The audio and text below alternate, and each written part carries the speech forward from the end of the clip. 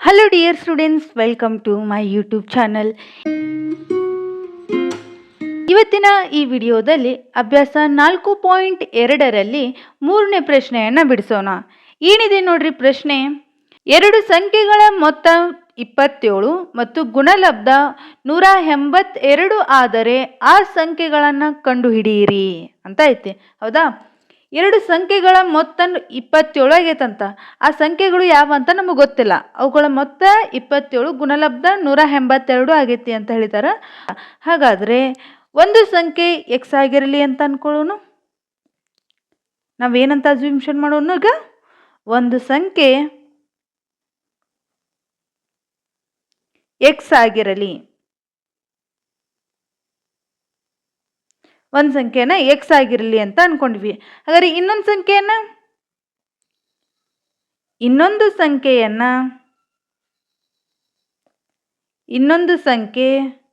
ಏನಂತ ಕೊಟ್ಟಿದ್ದಾರೆ? ಎರಡು ಸಂಖ್ಯೆಗಳ ಮೊತ್ತ 27 ಅಂತ ಕೊಟ್ಟಿದ್ದಾರೆ. ಹಂಗಂದ್ರೆ ಒಂದು ಸಂಖ್ಯೆ ಎಕ್ಸ್ ಆಗಿರಲಿ ಅಂತ ಅನ್ಕೊಂಡಿವಿ. ಇನ್ನೊಂದು ಸಂಖ್ಯೆ ಏನಾಗಿರಲಿ?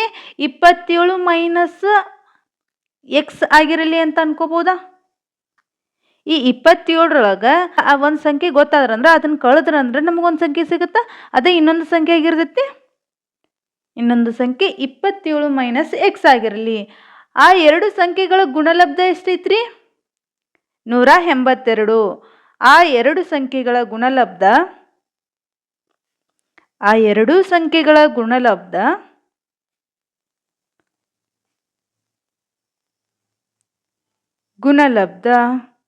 182. ಆ ಎರಡು ಸಂಖ್ಯೆಗಳ ಗುಣಲಬ್ಧ ಅಂದ್ರೇನೆ ಇದೊಂದು ಸಂಖ್ಯೆ, ಈ ಸಂಖ್ಯೆ, ಇವನ್ನೆರಡೂ ಏನು ಮಾಡಬೇಕು? ಗುಣಿಸ್ಬೇಕು. ಎಕ್ಸ್ ಇಂಟು ಅಂದರೆ ಇದ್ರ ಮೀನಿಂಗ್ ಏನು? X into 27 minus x is equal to 182 ಅಂತ ಬರಿಬೋದಾ? ಇವಾಗ ಈ ಎಕ್ಸನ್ನು ಏನು ಮಾಡ್ತೀನಿ? 27ಕ್ಕೆ ಮತ್ತು ಎಕ್ಸಕ್ಕೆ ಗುಣಿಸ್ತೀನಿ. X into 27 x minus x into x square is equal to 182. ಈ ಟರ್ಮನ್ನು ಏನು ಮಾಡ್ತೀನಿ? ಆರ್ ಎಚ್ ಎಸ್ ಕಡೆ ಒಯ್ತೀನಿ. ಅವಾಗ ಏನಾಗುತ್ತೆ ನೋಡ್ರಿ, x square minus 27 x plus 182 is equal to 0. ಇಲ್ಲಿವರೆಗೂ ಅರ್ಥ ಆಗಿದೆ ಅಲ್ರಿ? ನೆಕ್ಸ್ಟ್ ಮೊದಲೇ ಪದ ಮತ್ತು ಕೊನೆಯ ಪದವನ್ನು ಗುಣಿಸ್ರಿ. 1 ಇಂಟು 182 182. ಹೌದಾ? ಈಗ ಈ 182 ಎಕ್ಸ್ ಸ್ಕ್ವೇರನ್ನು ಹೇಗೆ ಹೊಡ್ಕೋಬೇಕು? ಕೂಡಿಸಿದ್ರೆ ಅಥವಾ ಕಳೆದ್ರೆ ನಮ್ಗೆ 27 ಬರಬೇಕು. ಹಾಗಂದ್ರೆ ಆ ಎರಡು ಪದಗಳನ್ನ ಹೆಂಗೆ ಹೊಡ್ಕೋತೀರಿ? ಹಾಗಾದ್ರೆ ಅವನ್ನ ಹೆಂಗೆ ಹೊಡ್ಕೋತೀರಿ? ಆ ಎರಡು ಸಂಖ್ಯೆಗಳು ಯಾವುವು? 14 ಇಂಟು 13 ಮಾಡಿದರೆ 182 ಬರುತ್ತಾ? ಎಕ್ಸ್ ಇಂಟು ಎಕ್ಸ್ ಸ್ಕ್ವೇರ್ ಇವನ್ನ ಎರಡೂ ಕೂಡಿಸಿದ್ರೆ ಅಥವಾ ಕಳೆದ್ರೆ ನಮಗೇನು ಬರಬೇಕು? 27 ಬರಬೇಕು. ಹಾಗಂದ್ರೆ ಇವನ್ನ ಎರಡೂ ಮೈನಸ್ 27 ಬರಬೇಕಾ? ಹಾಗಂದ್ರೆ ಎರಡಕ್ಕೂ ಮೈನಸ್ ಅಪ್ಲೈ ಮಾಡಿರಿ. ಮೈನಸ್ 14ಕ್ಕೆ ಮೈನಸ್ 13 ಕೂಡಿಸಿದ್ರೆ ಏನಾಗುತ್ತಾ? ಮೈನಸ್ 27 ಬಂತ? Minus 27 x. ಹಾಗಂದ್ರೆ ಈ 27 ಹೆಂಗೆ ಬರ್ಕೋಬೋದು ನಾವು? X square minus 14 x minus 13 x plus 182 is equal to 0 ಅಂತ ಬರೀಬೋದಾ? ಇವಾಗ ನೋಡ್ರಿ, ಇದೊಂದು ಗುಂಪು, ಇದೊಂದು ಗುಂಪು. ಇಲ್ಲೇನು ಕಾಮನ್ ತೆಗಿತೀರಿ? ಎಕ್ಸ್ ಕಾಮನ್ ತೆಗಿಬೋದಾ? ಇಲ್ಲಿ ಎಕ್ಸ್ ಕಾಮನ್ ಐತಿ, ಎಕ್ಸ್ ಕಾಮನ್ ತೆಗಿತೀನಿ. X into x square minus ಇಲ್ಲಿ ಎಕ್ಸ್ ಕಾಮನ್ ತೆಗೆದ್ರೆ ಉಳಿದಿರೋದು 14 ಮೈನಸ್ ಇದ್ರೊಳಗೆ ಏನು ಕಾಮನ್ ತೆಗಿತೀರಿ? 13 ಕಾಮನ್ ತೆಗಿತೀರಿ. ಉಳಿದಿರೋದು x minus into minus plus 13 14 182 is equal to 0.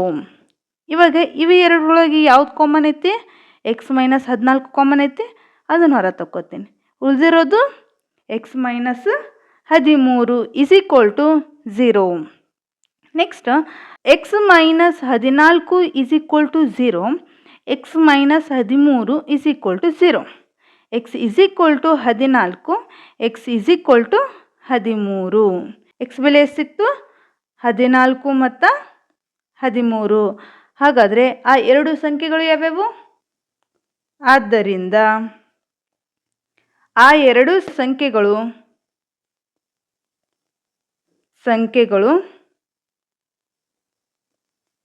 14 ಮತ್ತು 13. ನೋಡ್ರಿ ಇವನ್ನ ಬೇಕಂದ್ರೆ ಕೂಡಿಸಿ ಇವುಗಳ ಮೊತ್ತ ಎಷ್ಟಾಗೈತೆ ಅಂತ ಹೇಳ್ಯಾರ 27 ಆಗ್ಬೇಕಂತ ಹೇಳಿದಾರೆ. ಅಂದ್ರೆ 14ಕ್ಕೆ 13 ಕೂಡಿಸಿದ್ರೆ ಎಷ್ಟಾಗುತ್ತಾ 27 ಆಗುತ್ತಾ.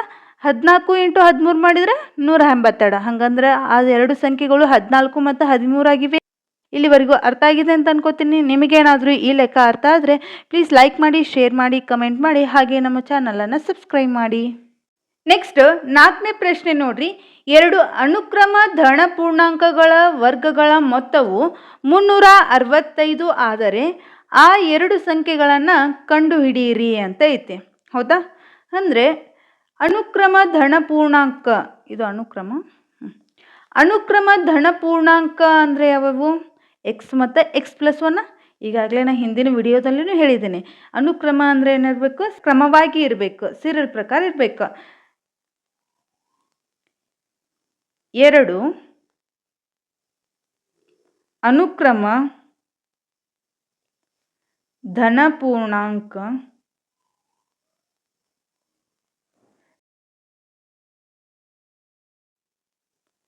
ಎರಡು ಅನುಕ್ರಮ ಧನ ಪೂರ್ಣಾಂಕಗಳು x ಮತ್ತು x+1 ಆಗಿರಲಿ. ನೀವು ಬೇಕಂದರೆ y+1 ಅಂತಲೂ ಕನ್ಸಿಡರ್ ಮಾಡ್ಬೋದು, ಅಥವಾ p+1 ಅಂತಲೂ ಕನ್ಸಿಡರ್ ಮಾಡ್ಬೋದು. ನಿಮಗೆ ಯಾವ ಇಷ್ಟ, ಎರಡು ಧನ ಪೂರ್ಣಾಂಕವನ್ನು ಕನ್ಸಿಡರ್ ಮಾಡಿರಿ. ಎರಡು ಅನುಕ್ರಮ ಧನ ಪೂರ್ಣಾಂಕಗಳ ವರ್ಗಗಳ ಮೊತ್ತ ಎಷ್ಟಾಗೈತೆ ಅಂತ 165 ಆಗೈತಿ ಅಂತ ಹೇಳಿದ್ದಾರೆ. ಹೌದಾ? ಹಾಗಂದರೆ ಇವು ಎರಡೂ ಧನ ಪೂರ್ಣಾಂಕಗಳದಾವಲ್ಲ, ಇವನ್ನೇನು ಮಾಡಬೇಕು? ವರ್ಗ ಮಾಡಬೇಕು. ವರ್ಗಗಳ ಅಂತ ಹೇಳಿದಾರೆ. ವರ್ಗ ಮಾಡಬೇಕು. ವರ್ಗ ಮಾಡಿದು ಅವು ಎರಡನ್ನ ಕೂಡಿಸಿದಾಗ ನಮಗೇನು ಸಿಗುತ್ತಂತ 365 ಆಗುತ್ತಾ ಅಂತ ಹೇಳಿದ್ದಾರೆ. ಹೌದಾ? ಹೇಗೆ ನೋಡ್ರಿ, ಇಲ್ಲಿ ಎರಡು ಅನುಕ್ರಮ ಧನ ಪೂರ್ಣಾಂಕಗಳ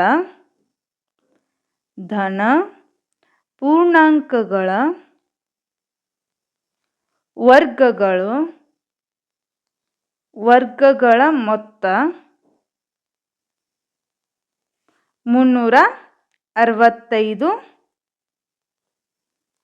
ವರ್ಗಗಳ ಮೊತ್ತ 365. ಇದ್ರ ಮೀನಿಂಗ್ ಏನ್ರಿ? ಎರಡು ಅನುಕ್ರಮ ಧನ ಪೂರ್ಣಾಂಕಗಳ ವರ್ಗಗಳ ಮೊತ್ತ 165 ಅಂತ ಐತಿ. ಎರಡು ಅನುಕ್ರಮ ಧನ ಪೂರ್ಣಾಂಕಗಳು ಏನಾಗಿರಲಿ ಅಂತೇಳಿ ನಾನು x ಮತ್ತು x+1 ಆಗಿರಲಿ ಅಂತೇಳೀನಿ. ಅವು ನೋಡ್ರಿ, ಇಲ್ಲಿ x ಮತ್ತು x+1. ಹೌದಾ? ವರ್ಗಗಳ ಅಂತಂದ್ರೆ ಇವುಗಳ ವರ್ಗ ಮಾಡಬೇಕು. ವರ್ಗಗಳ ಮೊತ್ತ ಅಂತ ಹೇಳಿದಾರೆ. ಮೊತ್ತ ಅಂದರೆ ಏನು ಮಾಡಬೇಕು? ಕೂಡಿಸ್ಬೇಕು. ಕೂಡಿಸಿದಾಗ ಎಷ್ಟಾಗುತ್ತಂತ 365. ಇದು ಹೆಂಗೆ ಬರ್ಕೊಂಡು ಅನ್ನೋದು ಗೊತ್ತಾಯ್ತು. ಇವಾಗ ಸಿಂಪ್ಲಿಫಿಕೇಶನ್ ಮಾಡಿರಿ. x² ಪ್ಲಸ್ ಇಲ್ಲಿ ಏನಾಗುತ್ತಾ a+b² ಫಾರ್ಮುಲಾ ಅಪ್ಲೈ ಆಗುತ್ತಾ. ಹಂಗಂದ್ರೆ a+b² ಫಾರ್ಮುಲಾ ಏನೈತಿ? a² + b² + 2ab. ಹಂಗಂದ್ರೆ ಅದನ್ನು ಅಪ್ಲೈ ಮಾಡಿದಾಗ ಏನಾಗುತ್ತಾ? x² + 1² + 2 × x × 1 = 365. ಇಲ್ಲಿ x² ಐತಿ, ಇಲ್ಲಿ x² ಐತಿ. ಹಾಗಾದ್ರೆ ಎಷ್ಟು x² ಅದು? 2x² ಪ್ಲಸ್ 1ನ್ನು 2 ಸಾರಿ ಸ್ಕ್ವೇರ್ ಮಾಡಿದ್ರೆ 1 ಬರುತ್ತಾ, plus 2 × x 2x = 365. 2x² plus 2x, ಇಲ್ಲಿ x² ಟರ್ಮಾಗನ x ಟರ್ಮ್ ಬರ್ಕೋತೀನಿ. ಈ 365 ಏನು ಮಾಡ್ತೀನಿ? LHS ಕೊಡಿ ಒಯ್ದ್ರೆ -365 ಪ್ಲಸ್ 1 = 0. ಇವಾಗ ನೋಡಿರಿ, x² ಪ್ಲಸ್ 2x ಮೈನಸ್ ಇಲ್ಲಿ 365 ಒಳಗೆ ಪ್ಲಸ್ 1 ಆ್ಯಡ್ ಮಾಡಿದರೆ ಏನಾಗುತ್ತೆ ನಿಮಗೆ? 364 = 0. ನೆಕ್ಸ್ಟ್ ಏನು ಮಾಡ್ತೀನಿ? ಇಲ್ಲಿ 2ನ್ನ ಕಾಮನ್ ತೆಗೆದುಬಿಡ್ತೀನಿ. 2ನ್ನ ಕಾಮನ್ ತೆಗೆದ್ರೆ ಏನು ಉಳಿತೈತಿ? x² ಪ್ಲಸ್ x ಮೈನಸ್ ಇಲ್ಲಿ 2ನ್ನ ಕಾಮನ್ ತೆಗೆದ್ರೆ ಏನು ಉಳಿತೈತಿ? ಇಲ್ಲಿ ನೋಡಿರಿ, 2ನ್ನ ಕಾಮನ್ ತೆಗಿಬೇಕು. 2 1 2, ಒಂದು ಉಳಿತೈತಿ. 2 ಎಂಟ್ಲೆ 16, 2 ಎರಡ್ಲೆ 4, 182. 182 ಇಂಟು 2 ಮಾಡಿದ್ರೆ 364 ಇಸ್ ಈಕ್ವಲ್ ಟು 0. ಎರಡನ್ನ ಏನು ಮಾಡ್ತೀನಿ, RHS ಕಡೆ ಒಯ್ತೀನಿ. ಅವಾಗ ಏನಾಗುತ್ತೆ, 0 divided by 2. 0 divided by anything ಏನು, 0ನ. ಹಾಗಂದ್ರೆ ಈ ಟರ್ಮ್ 0 ಆಗಿಬಿಡುತ್ತಾ. ಉಳಿದಿರೋದೆಷ್ಟು, ನೆಕ್ಸ್ಟ್ ಉಳಿದಿರೋದೆಷ್ಟು, x² plus x minus 182 is equal to 0. ಹೌದಾ. ಇವಾಗ ಮೊದಲೇ ಪದ ಮತ್ತು ಕೊನೆಯ ಪದವನ್ನು ಗುಣಿಸಿದಾಗ ಎಷ್ಟು ಬರುತ್ತೆ ನಮಗೆ, 182 x². ಕೂಡಿಸಿದ್ರೆ ಅಥವಾ ಕಳೆದ್ರೆ ನಮಗೆ ಎಷ್ಟು ಬರಬೇಕು, 1 x ಬರಬೇಕು. ಹಾಗಂದ್ರೆ ಎಷ್ಟರಲ್ಲೇ ಗುಣಿಸ್ತೀರಿ, 14 ಇಂಟು 13 ಮಾಡಿರಿ, 182 ಬರುತ್ತಾ. 14 ಇಂಟು 13 ಮಾಡಿದಾಗ ಕೂಡಿಸಿದ್ರೆ ಅಥವಾ ಕಳೆದ್ರೆ ನಮಗೇನು ಬರಬೇಕು, +1 ಬರಬೇಕು. ಹೌದಾ. ಹಾಗಂದ್ರೆ ಇದನ್ನೇನು ಮಾಡ್ತೀನಿ, ಧನ ಪೂರ್ಣಾಂಕವನ್ನು ತಗೋತೀನಿ, ಇದನ್ನು ಋಣ ಪೂರ್ಣಾಂಕ ತಗೋತೀನಿ. 14ರೊಳಗೆ 13 ಕಳೆದ್ರೆ 1 x into x, x², 1 x ಆಗುತ್ತೆ. ಹೌದಾ. ಇವಾಗ ನೋಡ್ರಿ, x² ಪ್ಲಸ್ ಈ ಎಕ್ಸನ್ನು ಹೆಂಗೆ ಬರ್ಕೋತೀರಿ, +14x minus 13x minus 182 is equal to 0ನ. ನೆಕ್ಸ್ಟ್ ಸ್ಟೆಪ್, ಇದೊಂದು ಗುಂಪು ಮಾಡ್ಕೋರಿ, ಇದೊಂದು ಗುಂಪು ಮಾಡ್ಕೋರಿ. ಇಲ್ಲೇನು ಮಾಡಿರಿ, ಎಕ್ಸ್ ಕಾಮನ್ ತೆಗಿಬೋದಾ, ಎಕ್ಸನ್ನು ಕಾಮನ್ ತೆಗಿತೀನಿ. ಉಳಿದಿರೋದು ಎಕ್ಸ್ ಪ್ಲಸ್ 14. ಇದರೊಳಗೆ ಏನು ಕಾಮನ್ ತೆಗಿತೀರಿ, -13 ಕಾಮನ್ ತೆಗಿತೀರಿ. ಇವಾಗ ಉಳಿದಿರೋದೆಷ್ಟು, x plus 14 is equal to 0. ಇವಾಗ ಈ ಎರಡರೊಳಗೆ ಏನು ಕಾಮನ್ ತೆಗಿಬೇಕು, ಎಕ್ಸ್ ಪ್ಲಸ್ 14, ಉಳಿದಿರೋದು x minus 13 is equal to 0. X plus 14 is equal to 0, x minus 13 is equal to 0. X is equal to -14, x is equal to +13. ನಮಗೆ X ಬೆಲೆ ಎಷ್ಟು ಸಿಕ್ತು, X is equal to -14 ಮತ್ತು X is equal to 13 ಸಿಕ್ತು. ನಾವು ಧನ ಪೂರ್ಣಾಂಕವನ್ನು ಅಷ್ಟೇ consider ಮಾಡೋಣ. ಆದ್ದರಿಂದ ಆ ಎರಡು ಸಂಖ್ಯೆಗಳು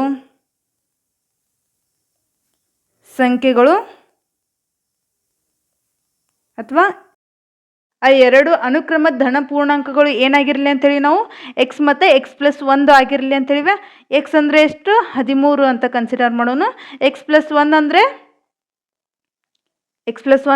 13ಕ್ಕೆ 1 ಕೂಡಿಸಿದ್ರೆ 14. ಹೌದಾ. ಹಾಗಂದರೆ ಆ ಎರಡು ಸಂಖ್ಯೆಗಳು ಏನದು, 13 ಮತ್ತು 14. ಆ ಎರಡು ಸಂಖ್ಯೆಗಳು 13 ಮತ್ತು 14. ಇಲ್ಲಿವರೆಗೂ ಅರ್ಥ ಆಗಿದೆ ಅಂತ ಅನ್ಕೋತೀನಿ. ನಿಮಗೇನಾದರೂ ಈ ಲೆಕ್ಕ ಅರ್ಥ ಆದರೆ ಪ್ಲೀಸ್ ಲೈಕ್ ಮಾಡಿ ಆ್ಯಂಡ್ ಸಬ್ಸ್ಕ್ರೈಬ್ ಮಾಡಿ. ನೆಕ್ಸ್ಟ್ 5ನೇ ಪ್ರಶ್ನೆ ನೋಡ್ರಿ, ಏನಿದೆ, ಒಂದು ಲಂಬಕೋನ ತ್ರಿಭುಜದ ಎತ್ತರವು ಅದರ ಪಾದಕ್ಕಿಂತ 7 ಸೆಂಟಿಮೀಟರ್ ಕಡಿಮೆ ಇದೆ. ಅದರ ವಿಕರ್ಣದ ಉದ್ದವು 13 ಸೆಂಟಿಮೀಟರ್ ಆದರೆ ಉಳಿದೆರಡು ಬಾಹುಗಳ ಉದ್ದಗಳನ್ನು ಕಂಡುಹಿಡಿಯಿರಿ ಅಂತ ಐತೆ. ಇಲ್ಲೊಂದು ನೋಡ್ರಿ, ಇದು ಒಂದು ಲಂಬಕೋಣ ತ್ರಿಭುಜ ಅಂತ ಅಂದ್ಕೊಳ್ರಿ. ಇದೊಂದು ಲಂಬಕೋಣ ತ್ರಿಭುಜ. ಇಲ್ಲೇನು ಹೇಳಿದಾರ, ಒಂದು ಲಂಬಕೋಣ ತ್ರಿಭುಜದಲ್ಲಿ ಎತ್ತರವು ಅದರ ಪಾದಕ್ಕಿಂತ 7 ಸೆಂಟಿಮೀಟರ್ ಕಡಿಮೆ ಇದೆ ಅಂತ ಹೇಳಿದಾರ. ಹೌದಾ.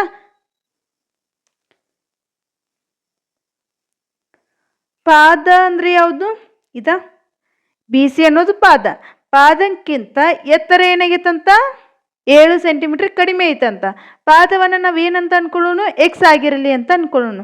ಪಾದಕ್ಕಿಂತ ಎತ್ತರವು ಅದರ ಪಾದಕ್ಕಿಂತ 7 ಸೆಂಟಿಮೀಟರ್ ಕಡಿಮೆ ಇದೆ ಅಂದರೆ ಈ ಪಾದಕ್ಕೆ ಏನು ಮಾಡಬೇಕು, 7 ಸೆಂಟಿಮೀಟ್ರನ್ನ ಕಳಿಬೇಕು. X minus 7. ಅದರ ವಿಕರ್ಣದ ಉದ್ದವು 13 ಸೆಂಟಿಮೀಟರ್ ಇದೆ ಅಂತ ಹೇಳಿದಾರೆ. ಹಾಗಾದ್ರೆ ವಿಕರ್ಣ ಅಂದ್ರೇನು, ಎಸಿನ, ಇದು 13 ಸೆಂಟಿಮೀಟರ್. ಗೊತ್ತಾಯ್ತ್ರಿ. ಇದನ್ನೇನು ಮಾಡ್ರಿ ಸೆಂಟೆನ್ಸ್ದಾಗ ಬರೀರಿ. ಏನಂತ ಬರೀತೀರಿ, ಲಂಬಕೋನ ತ್ರಿಭುಜದ ಪಾದದ ಉದ್ದ ಎಕ್ಸ್ ಆಗಿರಲಿ. ಎಕ್ಸ್ ಅಂತ ತಗೊಂಡಿವಿ, ಎಕ್ಸ್ ಆಗಿರಲಿ. ಲಂಬಕೋನ ತ್ರಿಭುಜದ ಪಾದದ ಉದ್ದ ಏನಂತ ಕನ್ಸಿಡರ್ ಮಾಡಿವಿ, ಎಕ್ಸ್ ಆಗಿರಲಿ. ಎಕ್ಸ್ ಅಂತ ಕನ್ಸಿಡರ್ ಮಾಡಿವಿ. ಲಂಬಕೋನ ತ್ರಿಭುಜದ ಎತ್ತರವು ಏನಾಗೈತಿ, ಅದರ ಪಾದಕ್ಕಿಂತ 7 ಸೆಂಟಿಮೀಟರ್ ಕಡಿಮೆ ಇದೆ. ಲಂಬಕೋನ ತ್ರಿಭುಜದಲ್ಲಿ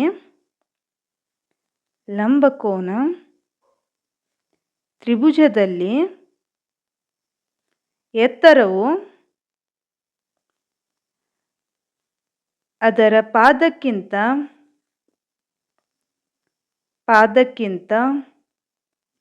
7 ಸೆಂಟಿಮೀಟರ್ ಕಡಿಮೆ ಇದೆ. ಅಂದರೆ ಏನು ಮೀನಿಂಗು?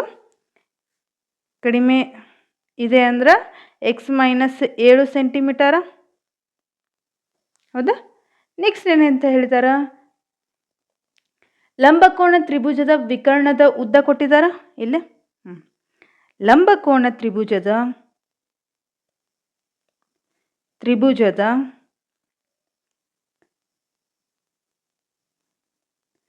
ವಿಕರ್ಣದ ಉದ್ದ ಎಷ್ಟೈತ್ರಿ?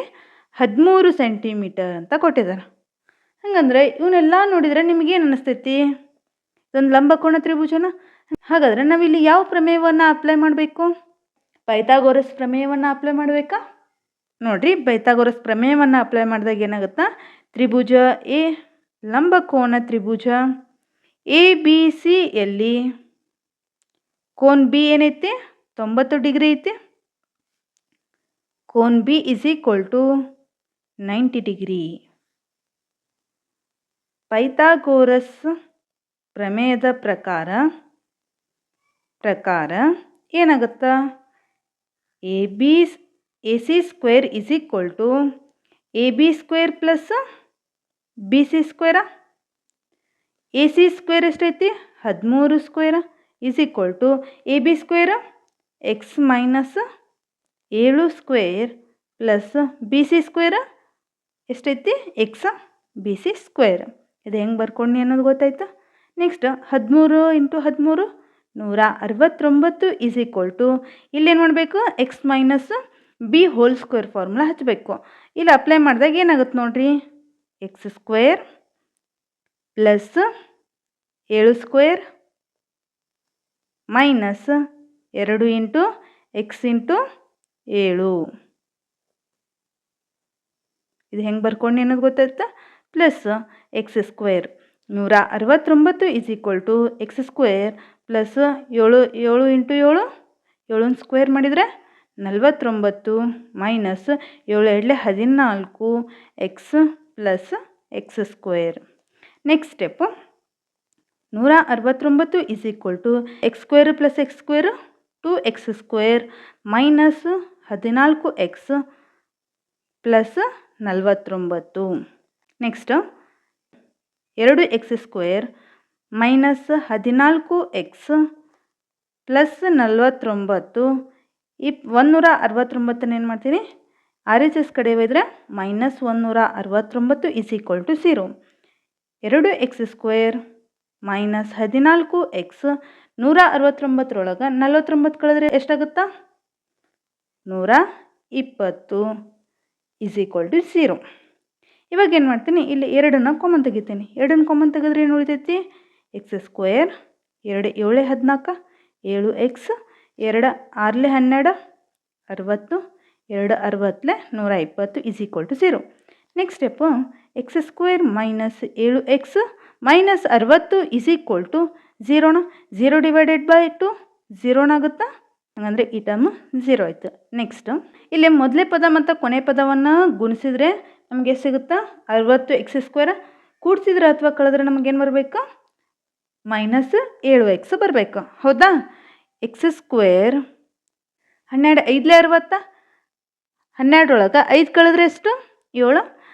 ಅಂದರೆ 12x plus 5x minus 60 is equal to 0ನ.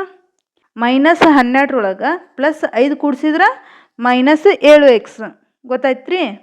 ನೆಕ್ಸ್ಟ್ ಈ 2 ಟರ್ಮ್ದಾಗ ಏನು ಕಾಮನ್ ತೆಗಿತೀರಿ? ಎಕ್ಸ್ ಕಾಮನ್ ತೆಗಿತೀರಿ. ಎಕ್ಸ್ ಕಾಮನ್ ತೆಗೆದ್ರೆ ಏನು ಉಳಿತೈತಿ? ಎಕ್ಸ್ ಮೈನಸ್ 12 ಪ್ಲಸ್ ಇಲ್ಲೇ 5 ಕಾಮನ್ ತೆಗಿತೀರಿ. X minus 12 is equal to 0. ಇವು ಎರಡರೊಳಗೆ ಏನು ಕಾಮನ್ ತೆಗಿತೀರಿ? X minus 12 is equal to 0ನ. Next x plus 5 is equal to 0. Next x is equal to ಎಷ್ಟಾಯಿತು 12, ಎಕ್ಸ್ ಈಸ್ ಈಕ್ವಲ್ ಟು -5.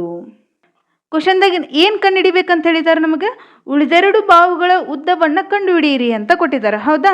ಹಾಗಂದರೆ ಇಲ್ಲಿ ನೋಡ್ರಿ ಒಂದು ಉದ್ದ ಎಷ್ಟು ಐತಿ ಅಂತ ನಮ್ಗೆ ಗೊತ್ತಾಯ್ತು. ಹೌದಾ? 12 ಐತಿ ಅಂತಂದು. ಆದರೆ ಇನ್ನೊಂದು ಬಾಹುವಿನ ಉದ್ದ ಎಷ್ಟೈತಿ ಅನ್ನೋದು ಗೊತ್ತಾಗಬೇಕು. ಈಗ ಒಂದು ಬಾಹುವಿನ ಉದ್ದ 12 ಅಂತ ತೊಗೊಂಡ್ವಿ ಅಂದ್ರೆ 12 ಸೆಂಟಿಮೀಟ್ರ್ ಐತಿ. ಹೌದಾ? ಹಾಗೆ ಇನ್ನೊಂದು ಬಾಹುವಿನ ಉದ್ದ ಏನಾಗುತ್ತಾ 12ರೊಳಗೆ 7 ಕಳೆದ್ರೆ ಎಷ್ಟು 5 ಸೆಂಟಿಮೀಟರ್. ಅದನ್ನೇ ಇಲ್ಲಿ ಬರೀರಿ. ಆದ್ದರಿಂದ ಆ ಎರಡು ಬಾಹುವಿನ ಉದ್ದ ಆ ಎರಡು ಅಥವಾ ಉಳಿದೆರಡು ಬಾಹುವಿನ ಉದ್ದ ಬಾಹುಗಳ ಉದ್ದ ಏನಾಗೈತ್ರಿ 12 ಸೆಂಟಿಮೀಟರ್ ಮತ್ತು 5 ಸೆಂಟಿಮೀಟರ್ ಆಗಿವೆ.